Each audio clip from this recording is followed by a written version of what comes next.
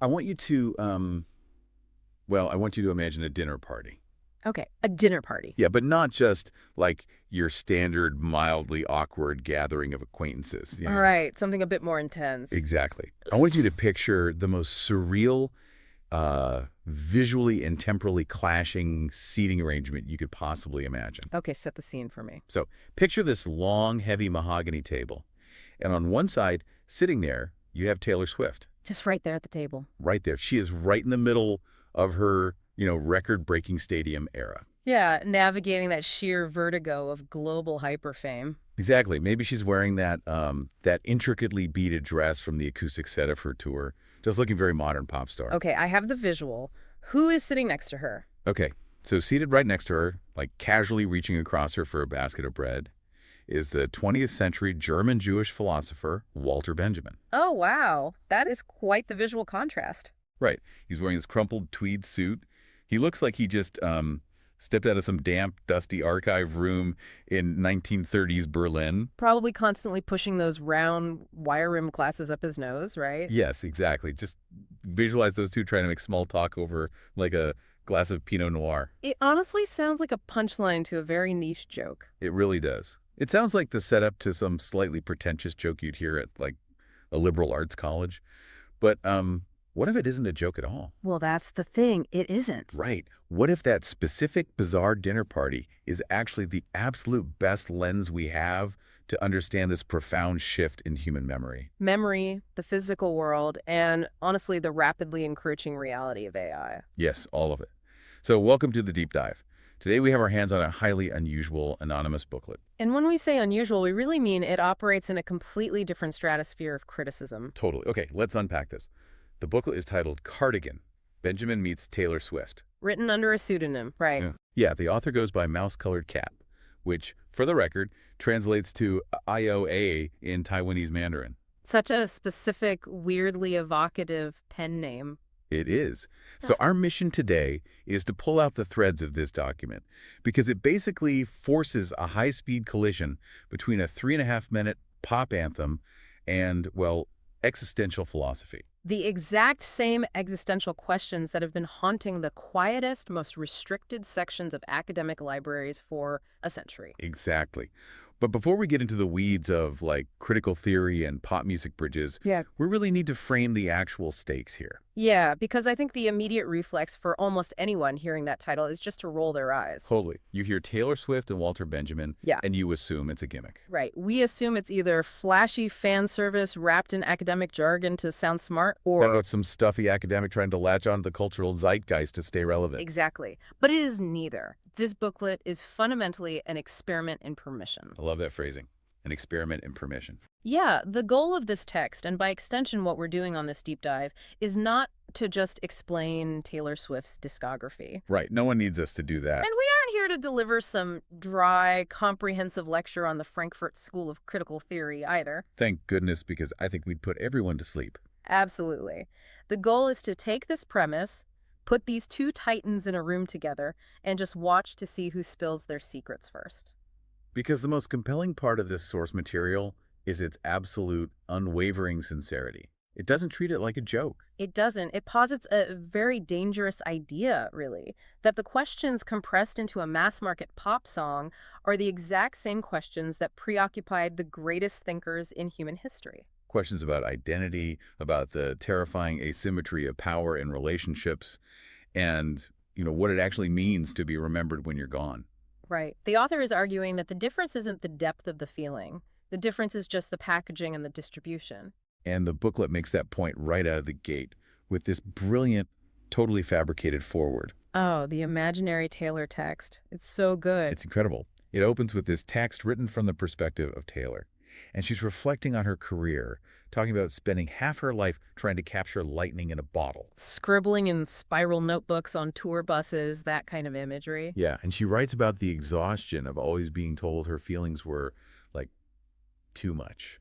That she was too loud, too reactive, too feminine. That her work was basically just breakup songs for teenage girls, easily dismissed by so-called serious people. Exactly. But then this imaginary Kaler pivots. Hmm. She voices this suspicion that behind all the glitter, behind the choreography and the brightly lit stadiums. Everyone in that massive crowd is internally screaming the exact same terrifying questions that keep phenomenologists awake at night. Yes. And as a kicker, she ends the foreword by joking that Immanuel Kant would have absolutely loved the bridge in Cruel Summer. That image is just so audacious. Immanuel Kant, the architect of modern Western philosophy. The guy who was so rigid, he took his daily walks at the exact same time every single day. Right, the townspeople literally set their clocks by him. And we're supposed to picture him screaming the lyrics to Cruel Summer in his study. It's hilarious. But it forces us right into the most uncomfortable question of all. Which is why this pairing feels so jarring to us in the first place. Yeah, why do we instinctively smirk when a pop star and a philosopher occupy the same sentence? Well, to understand the mechanics behind that smirk, we have to look at how society decides what counts as profound. Like what makes something high art versus mere entertainment? Exactly. And the source addresses this explicitly. It brings in the French sociologist Pierre Bourdieu, Ah, yes. specifically his 1979 landmark book, Distinction. And what Bourdieu did was completely dismantle the idea that our taste is just some natural, innocent preference. Right. He argued that the divide between high culture and low culture has almost nothing to do with the actual intellectual depth of the art itself. Right, or its objective complexity. It is almost entirely a mechanism for social sorting. It's about class. It is entirely about class. Bourdieu introduced this concept of cultural capital. Which is kind of like economic capital, like money, right? Exactly. Yeah. Just like you accumulate money to secure your financial position, you accumulate cultural capital to secure your position in the social hierarchy. So high culture, like reading dense 20th century German philosophy, requires a massive investment of time to understand. Time and specialized education, it circulates with academic credentials. Because it's hard to access. It stays exclusive. It's a signal to everyone else that you have the leisure time and the elite education to decode it. Precisely. Now look at pop culture. It circulates with Spotify playlists. It circulates on the radio. It is universally accessible by design. Right. And if we follow Bourdieu's logic, if everyone understands a piece of art, it can't elevate anyone's social status. Because if the cashier at the grocery store, the CEO of a bank, and like a high school freshman can all easily access the emotional core of a song. Then the intellectual elite can't use that song to prove they are better than the masses. That makes so much sense. It loses its currency as a status symbol. What's fascinating here is how this leads to a concept Bourdieu called habitus. Habitus. Can you unpack that a bit? Sure, it's basically the deeply ingrained habits and dispositions we have based on our life experiences. And the elite habitus trains people to view universally distributed art with extreme suspicion. Oh, so if 70,000 people in a stadium are collectively screaming the lyrics to a song, the Academy instinctively assumes the song must be shallow. Exactly. They equate mass appeal with intellectual compromise. The author of our booklet points out that if you try to translate a philosopher into a lucid pop context, academics view it as a betrayal. They see it as dumbing down the material. Right. But the author argues that clarity is not betrayal. They make this really crucial distinction. Simplifying something is flattening it, but translating it is a democratic risk. Taking a core truth about human suffering and making it universally resonant. Exactly. It's bringing the fire down from the mountain. Okay, I see where the author's going, but let me actually push back on this a little. Because I think we run the risk of over-romanticizing pop music. Okay, lay at me. Well, isn't a complex 500-page philosophical treatise inherently deeper than a 3-minute breakup song? In what way? I mean, just by virtue of the sheer word count, the historical context, the rigor of the argument.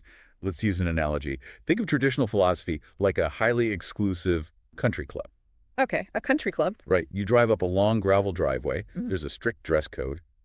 And standing at the heavy oak doors is a bouncer. But instead of checking your ID, he's checking your vocabulary. Exactly. If you can't casually drop words like epistemology or dialectical materialism, you aren't allowed inside. The jargon is the gatekeeper. Right. But the sadness of a breakup, feeling completely forgotten by someone, those are universal. So my point is, maybe the pop song is the feeling, but the treatise is the structural analysis of the feeling. Don't we need the rigorous vocabulary to actually understand it? It's a totally fair challenge, but I think your country club analogy actually exposes the flaw in that exact line of thinking. Really? How so? Yes, the 500-page treatise genuinely possesses a wider, more granular vocabulary of suffering. It maps the terrain with incredible precision. But we have to ask, who benefits from keeping the map locked inside the country club? Ah, I see. The vocabulary is a tool, sure, but it often just becomes a weapon of exclusion. The author is essentially arguing that while the treatise gives us the structural analysis, the pop song provides the phenomenological reality. The actual lived experience of the concept. Exactly. The rigor of the pop song isn't in its footnotes, its rigor is in its emotional resonance. Right, its ability to perfectly encapsulate a devastating truth in a single melodic phrase that just totally bypasses the intellectual bouncer. The intellect analyzes the memory, but the song is the memory. That makes a lot of sense. Yeah. Think about your own experiences, right? Ask yourself, have you ever played a track on repeat while driving around aimlessly at night? Oh, absolutely, because Yeah. it perfectly articulated a pain I couldn't put into words. Right. But then if someone asked you what you were listening to, you probably felt a twinge of embarrassment. You downplayed it. Because society tells us that intense, unguarded emotion, especially emotion associated with young women, is just too much. That it's hysterical or unserious. We're told a teenager crying at a concert is experiencing mania, but an older academic crying over a dusty book is having a profound existential revelation. But strip away the social sorting, and it is the exact same human emotion, the exact same encounter with the sublime. And destroying that artificial divide between the noble and the everyday is exactly what Walter Benjamin spent his entire life trying to do, isn't it? It absolutely is. He didn't believe truth only lived in the academy. He believed truth lived in the street. So we should officially introduce the man in the tweed suit at our imaginary dinner party. Walter Benjamin was born in 1892 in Berlin into a wealthy Jewish family. But the source material is very clear about how we should visualize him. We shouldn't picture a stuffy, isolated academic staring out an ivory tower window. Right. The text uses a phrase I absolutely love. It describes him as a rag and bone man of philosophy. A rag and bone man, someone who wanders the alleys with a cart collecting what everyone else has discarded as waste. Which perfectly encapsulates his methodology. During the Weimar Republic, his contemporaries were writing these grand, systemic treatises on the state or the cosmos. And Benjamin was looking down at the gutter. Yeah, wandering through the covered shopping arcades of Paris. Looking at broken mechanical toys, discarded train tickets, mannequins, yellowed photographs. He looked at the discarded fragments of capitalism the way an archaeologist looks at ancient pottery shards, right? Exactly. Because he believed the truth of an era wasn't found in its grand monuments. Those are written by the victors. The truth of an era is found in its trash. The overlooked objects carry the secret history of the people who used them. And this intense focus on the physical object leads us directly to his most famous concept. From his 1935 essay, The Work of Art in the Age of Mechanical Reproduction. Yes, we have to delve into his concept of the aura. This is the absolute core of the deep dive today.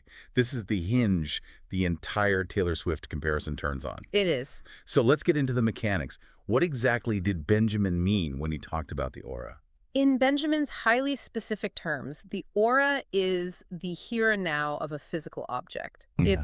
Its unique, irreplaceable presence in time and space. It's everything about an object that cannot be copied. Exactly. Let's use the classic example. Think of the Mona Lisa hanging behind bulletproof glass in the Louvre. Okay, I'm picturing it. That physical painting has an aura. It has the actual microscopic ridges of oil paint left by Da Vinci's brush in the early 16th century. It has the history of its theft, the warping of the wood panel it was painted on. The centuries of microscopic dust and wear. It holds the invisible weight of its survival through hundreds of years of human history.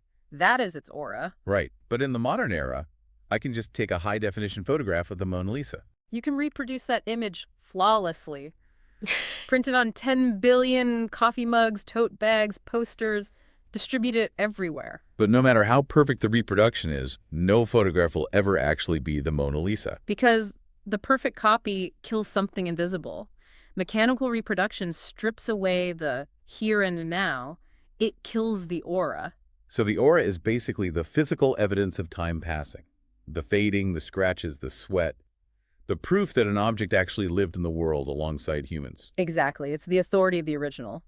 But we have to be careful not to misinterpret Benjamin here. Right, because it's easy to think he was just this grumpy reactionary mourning the days before cameras. And he wasn't. Benjamin actually saw immense radical democratic power in mechanical reproduction. Because cinema and radio allowed the working class to access art that was previously locked away in elite palaces. Reproducibility shattered the exclusivity of art. He wasn't saying copies are evil. The danger he was warning us about was human amnesia. The moment we forget that the copy lost something along the way. When we mistake the flawless JPEG for the physical object.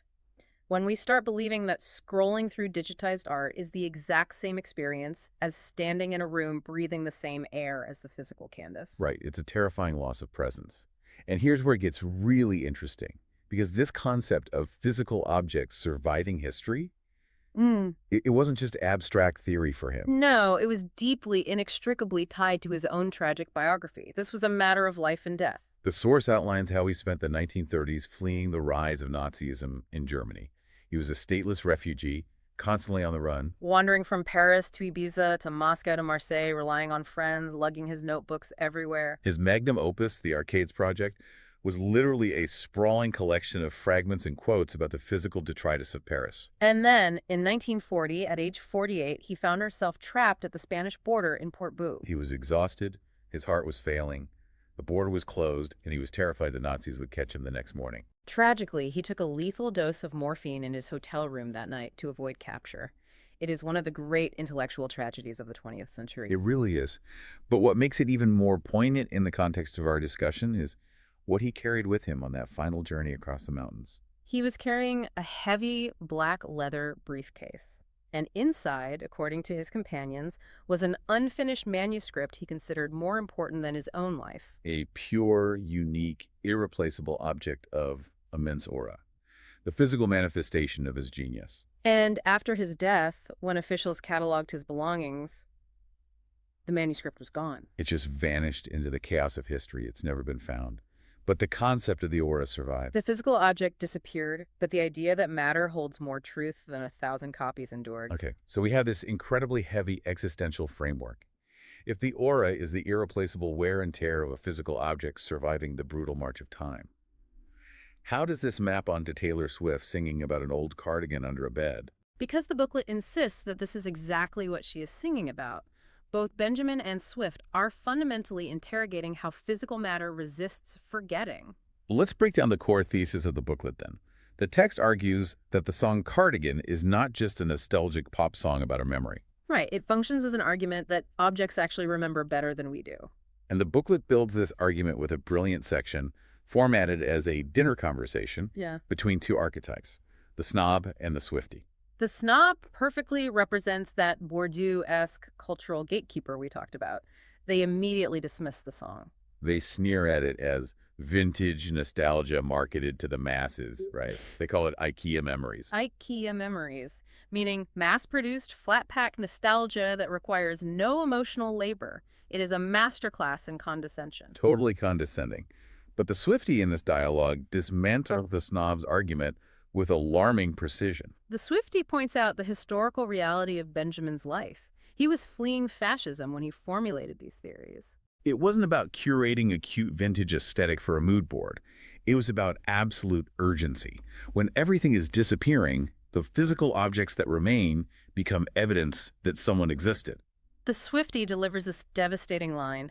To be an old cardigan under a bed is to be forgotten. To be found and put back on is to have your aura restored. To have your aura restored. Yeah. It elevates a piece of knitwear into an existential anchor. And to drive this home, the source does something hilarious but brilliant. The fake academic study. Yes.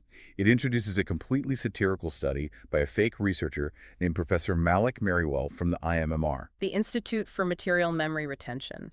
It uses the cold language of a scientific journal to prove a deeply poetic point. It claims they tested exactly 9,876 individuals. And the findings: a 173% increase in involuntary memory activation when subjects were exposed to textile-based degradation. Meaning they were handed fabric with fraying edges, discoloration, or a lingering odor compared to just being shown high-definition digital images. Merriwell coins a wonderful term for these objects: low-definition intimacy artifacts. What exactly makes them low definition? Well, digital images, the photos on your phone, offer flawless representation. They capture visual data perfectly and can be infinitely reproduced without loss. They are high definition, but they are flat. Right. Material objects, like a worn sweater, are low definition. The data is messy, but unlike the digital image, they impose presence because they have accumulated loss. The fraying yarn, the fading dye, the missing button, that physical loss is the meaning. Exactly. The digital image is smooth, so it slides right off your consciousness. The material object is rough, it catches on your mind. Well, wait, let me play the skeptic here, referencing another character from the text. Gaston Blunder. Ah, Gaston Blunder and his multiple choice question. Right. Blunder asks, doesn't a sweater just mean what we project onto it? Like a blank canvas versus a sculpted piece of clay. A blank canvas has no inherent meaning.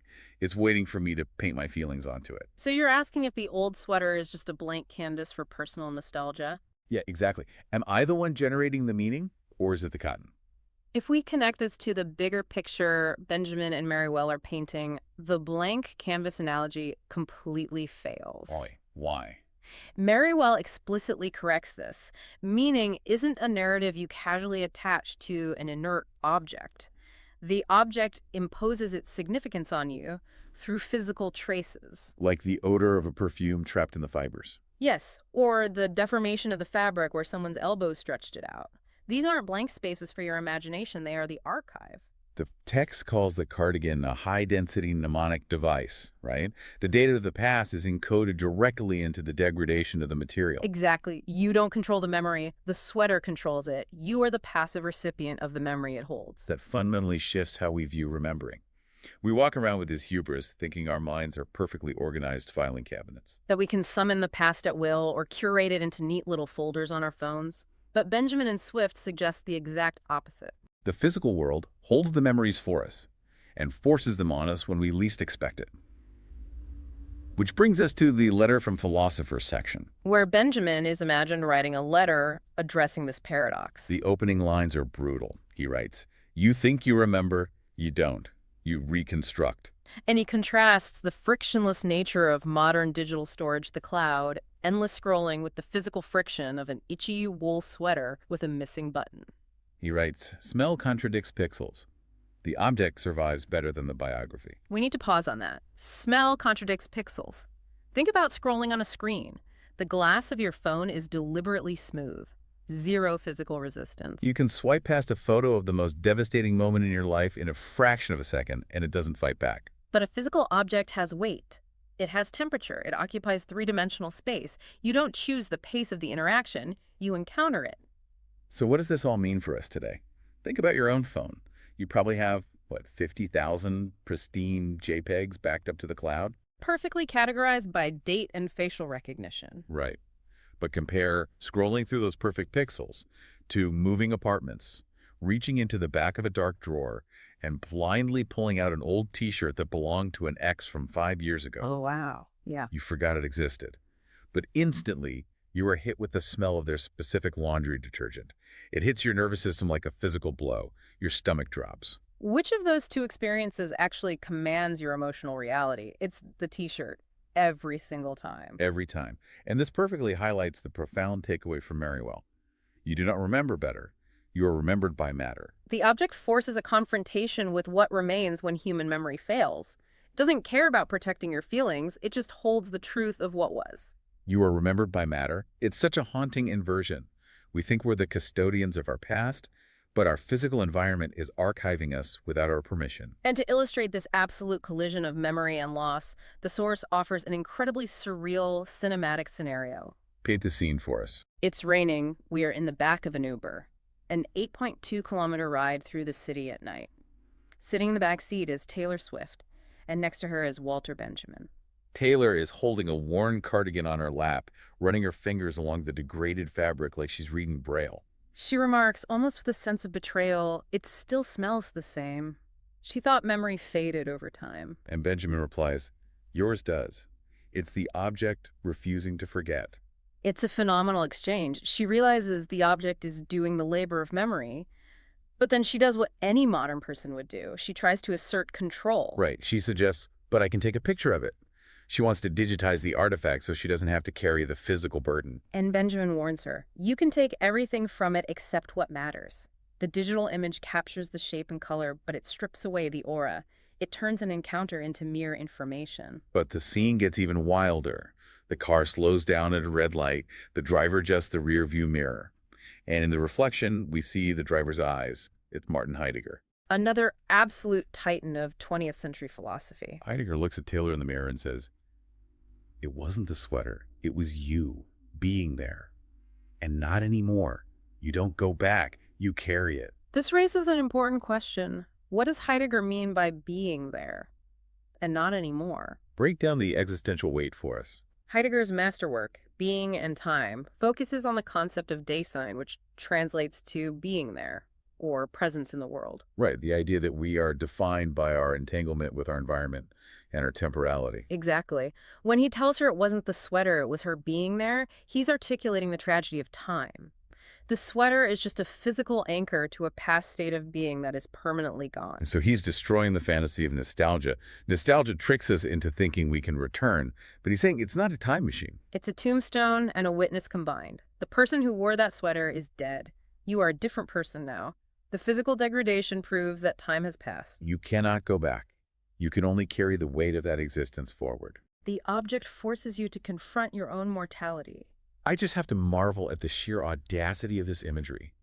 A global pop star and two existential titans in a rideshare discussing the decay of matter. It's hilarious, deeply weird, but it makes devastating sense. But why? Why did Mouse-Colored Cat write this? What is the goal of mashing up these specific cultural figures? The answer lies in the final section, in a warning about the future of human thought. Yes, the afterword, titled Antidote to Algorithmic Inbreeding.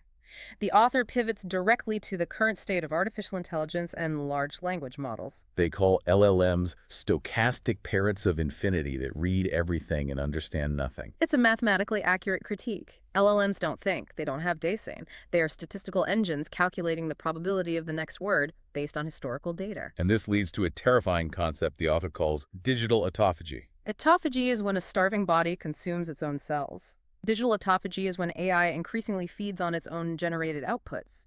AI scrapes the internet, generates text, that text gets published, and the next AI scrapes that AI-generated text. It's a recursive loop.